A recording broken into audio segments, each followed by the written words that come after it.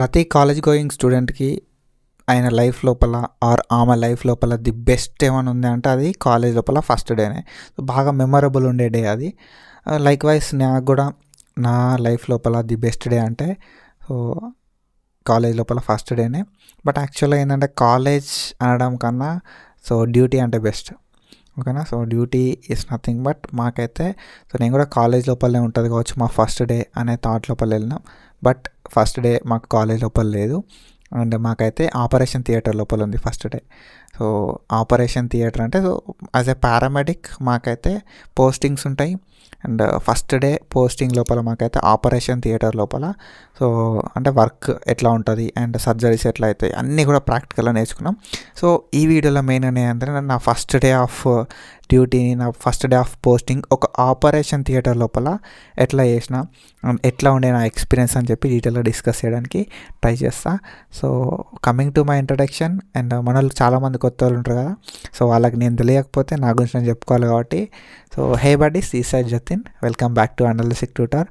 So మన channel లోపల medical education notifications గురించి వీడియోస్ చేసుకుంటాం. అండ్ నేను ఒక certified anaesthesia assistant or technician or టెక్నాలజిస్ట్ని. సో చాలామంది అడిగారు సో బ్రో నువ్వు ఏ కోర్సు అది ఇది అని చెప్పి. So it's time to reveal. నాకు తెలిసి సో ఓటీ అంటున్నా కాబట్టి of course I'm belonging to OT. So నేనైతే ఒక అనస్థీషియా అసిస్టెంట్ని సర్టిఫైడ్. ఓకేనా. సో అయిపోయింది నాది. And I'm not BSc background, BSc కాదు నాది, but I'm as technician. So మా అప్పుడు బీఎస్సీ లేకుండే. So that's the reason why I'm not done my BSc in anaesthesia technology course.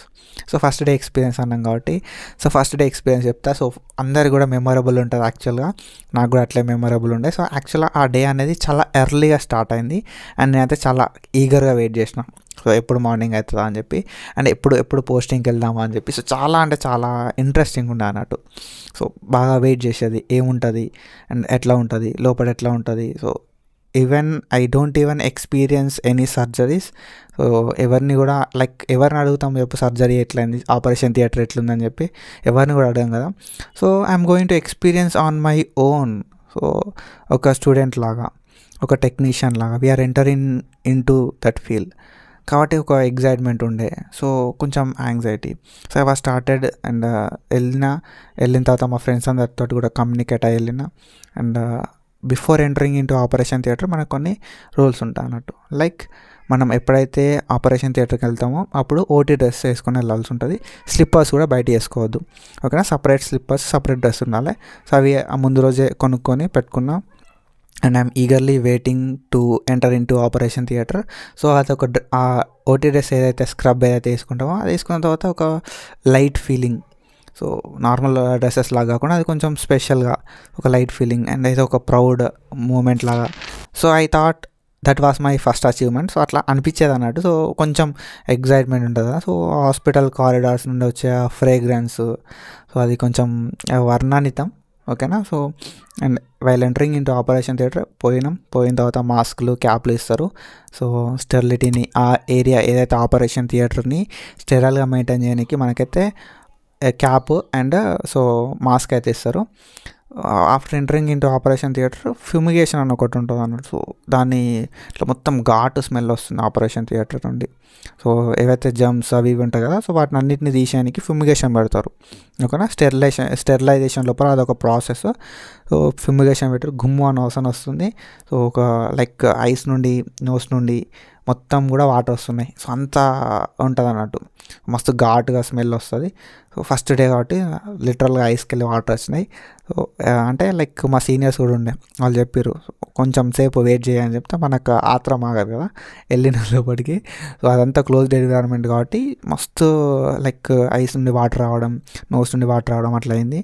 And వెళ్ళిన తర్వాత ఒక బెడ్, ఒక table.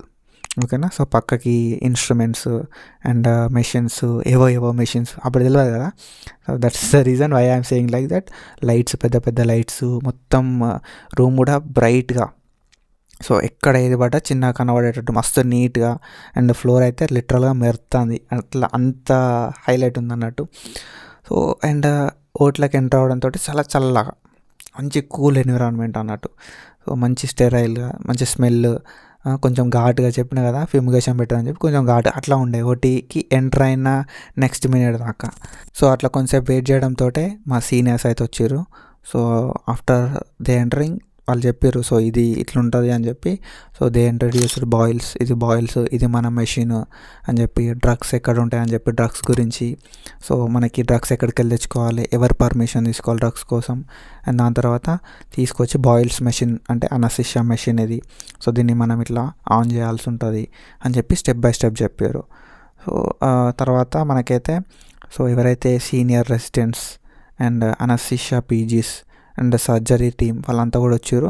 And they pasted A slip, so మనకు ఒక లిస్ట్ అయితే అక్కడ పెట్టారు అన్నట్టు.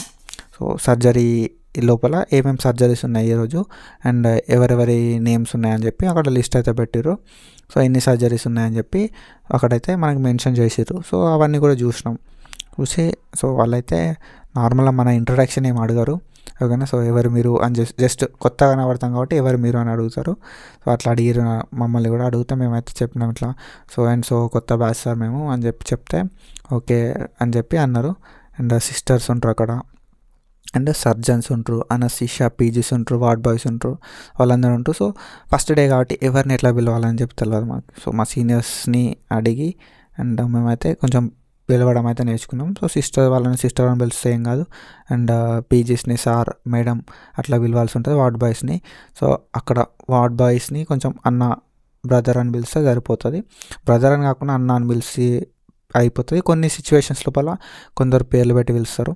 సో అట్లా దానికన్నా కొంచెం అంకుల్ అని పిలిస్తే బెస్ట్. సో మనమైతే వాళ్ళ డెసిగ్నేషన్ తెలియకుండా అంకుల్, అన్న, భయ్య అని పిలుచుడు పనిచేస్తే బెస్ట్. కొంచెం ఒక 3-4 డేస్ అయిపోయిన తర్వాత ర్యాపో పెరుగుతుంది, ర్యాపో పెరిగిన తర్వాత ఆటోమేటిక్గా పిలిచేసుకోరు, ఏం కాదు.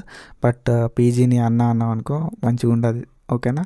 సో అదొకసారి అబ్జర్వ్ చేసుకో, దట్స్ ఇట్. సో తర్వాతనైతే మనకి మెయిన్గా అనస్థీషియా మెషిన్ అనేది ఇంపార్టెంట్ అని చెప్పి మా సీనియర్స్ చెప్పారు. సో హార్ట్ ఆఫ్ అనస్థీషియా అనేది బాయిల్స్ మెషిన్ అని చెప్పారు. సో దీన్ని మనం హ్యాండిల్ చేయాల్సి ఉంటుంది.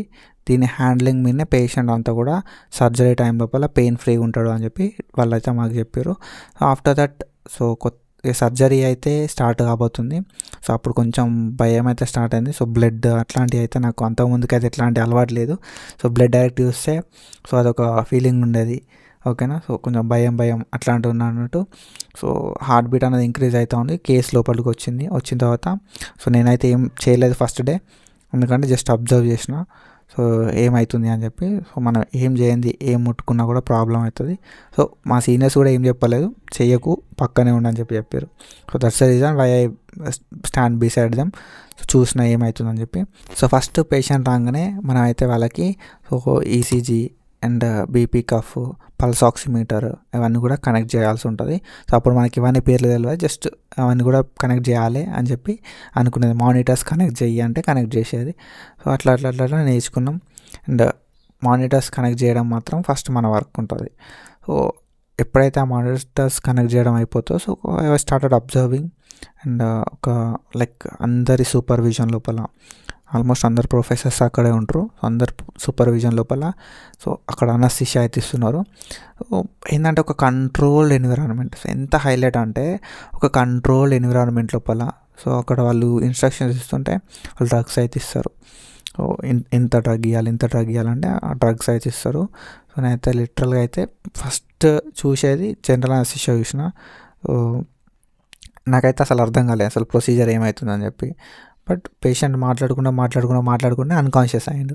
సో ఆఫ్టర్ దట్ నేను అనుకున్నా సో అంటే మనకంతా తెలియదు కదా, సో ఇంత ఫాస్ట్గా అన్కాన్షియస్ అయింది అనుకున్నా. ఒక 5 to 10 minutes లోపల అన్కాన్షియస్ అయిపోయాడు. సో అంటే ఆ కేసు ఒక 3 hours అట్లా రన్ అయింది. సో అన్కాన్షియస్ అయిపోయాడు. సర్జరీ లోపల యూరాలజీ కేసు అండ్ కిడ్నీలో స్టోన్స్ ఉంటుంది, తీసేసారు అన్నట్టు. అంటే యాక్చువల్గా ఏంటంటే అది స్పైనల్ వేయాల్సిన కేసు, కానీ వాళ్ళైతే జనరల్ వేసారు. సో అది మనకు కూడా అప్పుడు ఎందుకు వేసారు అని చెప్పి.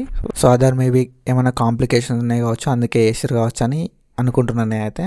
సో జనరల్ వేసారు, పేషెంట్ అయితే బయటకు వచ్చిండు. సో ఎంత అంటే లైక్ అన్నీ కూడా నిజంగానే బాయిల్స్ అన్నది హార్ట్ ఆఫ్ అనస్థీషియా అని అన్నారు కదా, అది నిజం అనిపించింది. మొత్తం కూడా మెషినే హ్యాండిల్ చేస్తుంది. ఆక్సిజన్ ఇవ్వడం మెషినే, తీసుకోవడం మెషినే, అండ్ మెషిన్ లోపలనే ఆక్సిజన్ అనేది మళ్ళీ ప్యూరిఫై అవుతుంది. సో అంతా కూడా మెషినే చూసుకుంటుంది. So that's the best part అనిపించింది నాకు. అంటే డ్రగ్స్ ఇవ్వడము అండ్ దాంతోపాటుగా కొన్ని గ్యాసెస్, దాన్ని ఏమంటామంటే ఇన్హలేషనల్ ఏజెంట్స్ అంటాం. ఇన్హలేషనల్ ఏజెంట్స్, ఆక్సిజన్ కూడా మెషినే ఇస్తుంది. అంతా కూడా మెషినే చూసుకుంటుంది. అండ్ సర్జరీ టీమ్, ఎవరైతే సర్జన్స్ ఉన్నారో సర్జన్స్ లోపల, సో వాళ్ళొక 4-5 పీపుల్ ఉన్నారు. They are experts. సో వాళ్ళైతే ప్రతీది కూడా ఎంత హైలైట్ చేస్తున్నారు అంటే అంత హైలైట్ చేస్తున్నారు. సో నాకైతే అప్పుడే అనిపించింది, సో టీం వర్క్ అంటే ఇది, అండ్ స్కిల్స్ మ్యాటర్, నిజంగానే స్కిల్స్ మ్యాటర్ అని చెప్పి. సో ఇంకా వాళ్ళ హెచ్ఓడి గైడ్ చేస్తూ ఉంటాడు వాళ్ళని. సో చిన్న చిన్న ఇన్స్ట్రుమెంట్స్, చిన్న చిన్న థ్రెడ్స్, చిన్న చిన్న స్టోన్స్ కూడా మన బాడీని ఎఫెక్ట్ చేస్తాయి అని చెప్పి. సో అట్లాంటి, సో అన్నీ కూడా ఫస్ట్ టైం ఎక్స్పీరియన్స్ చేస్తున్నాం కాబట్టి, సో అదొక వేరే ఫీలింగ్ ఉండే అన్నట్టు. సో ఇంత చిన్న వాటికి కూడా ప్రాబ్లం అవుతా అని చెప్పి. అండ్ ఐవీ ఫ్లూయిడ్స్, నేను అప్పుడప్పుడే ఐవీ ఫ్లూయిడ్స్ చూసిన. ఐవీ ఫ్లూయిడ్స్ ఎందుకు ఎక్కిస్తాం, సో ఎంత ఎక్కిస్తాం, ఎట్లా, ఐవీ క్యాన్లా, అవన్నీ కూడా ఫస్ట్ సారి చూసేది. సో అంతకుముందు ఎట్లాంటి ఐడియా లేకుండా, నాకు చెప్తున్నా మెడికల్ ఫీల్డ్కి నాకు అసలు టచ్ చేయలేకుండా అంతకుముందుకు. సో తర్వాత అర్థమైంది కానీ, సో ఫస్ట్ టైం చూసినాం కదా. అండ్ ఇంకొకటి ఏంటంటే యూరాలజీ లోపల పెద్ద 500 ml ఎన్ఎస్ యూజ్ చేస్తారు, నార్మల్ సెలైన్. సో అది పెద్దగా ఉంటుంది, నార్మల్ ఎన్ఎస్ కన్నా పెద్దగా ఉంటుంది. సో అవన్నీ కూడా యూజ్ చేస్తున్నారు. పేషెంట్ అప్పుడప్పుడు వణుకుతున్నాడు, బయటకు వస్తున్నాడు, లేచిన అంటే లైక్ చేతు కదుపుతున్నాడు, అట్లాంటి సిచ్యువేషన్లో మళ్ళీ ఇంజెక్షన్స్ ఇచ్చి పడుకోబెడుతున్నారు.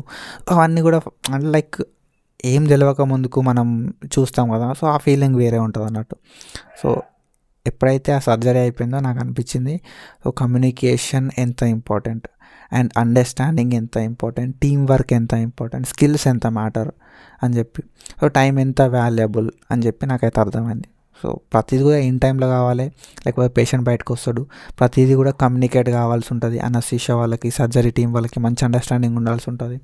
అండ్ దాంతోపాటుగా సో మంచి స్కిల్స్ అయితే ఉండాల్సి ఉంటుంది, విత్ ఇన్ టైం లోపల కంప్లీట్ చేయడానికి. సో ఇవన్నీ కూడా మ్యాటర్ అనిపించింది నాకు అప్పుడైతే. ఫస్ట్ డే ఆపరేషన్ థియేటర్ లోపల నాదైతే ఇట్లా అయిపోయింది. And so lots of emotions నిజంగా. సో కొంచెం సేపు భయం అయింది, కొంచెంసేపు ఎక్సైట్మెంట్, కొంచెంసేపు యాంగ్జైటీ. సో డిఫరెంట్ ఎమోషన్స్ అయితే అయినాయి. అండ్ ఇంకోటి ఏంటంటే ఒక్కొక్క సెకండ్ నేను ఎప్పుడెప్పుడు వెళ్తామా ఓటీకి అని వెయిట్ చేసిన ఒక్కొక్క సెకండ్ కూడా నాకు ఓటీకి వెళ్ళిన తర్వాత వర్త్ ఇట్ అనిపించింది. కొంచెం ఏంటంటే ఫస్ట్ టైం అవన్నీ చూసినాం కాబట్టి కొంచెం నర్వస్ అనిపించింది. సో ఏదో కొంచెం తెలియని ఫీలింగ్ అయితే ఉండే, బట్ పక్కాగా వర్త్ ఇటే. And I'm really thankful for choosing this profession, and I'm really thankful for being part of that field. So ఆ ఫీల్డ్లో ఒక పార్ట్ అయినందుకు, అండ్ ఆ సర్జరీలో ఒక పార్ట్ అయినందుకు నేనైతే పక్కాగా గ్రేట్ఫుల్ ఉన్నా. And so me OT experience ఎట్లుంది అని చెప్పి, ఒకవేళ నువ్వు ఓటీకి వెళ్తే కింద షేర్ చేయి. And that's it for today. Follow for more content. Thank you so much. Signing off.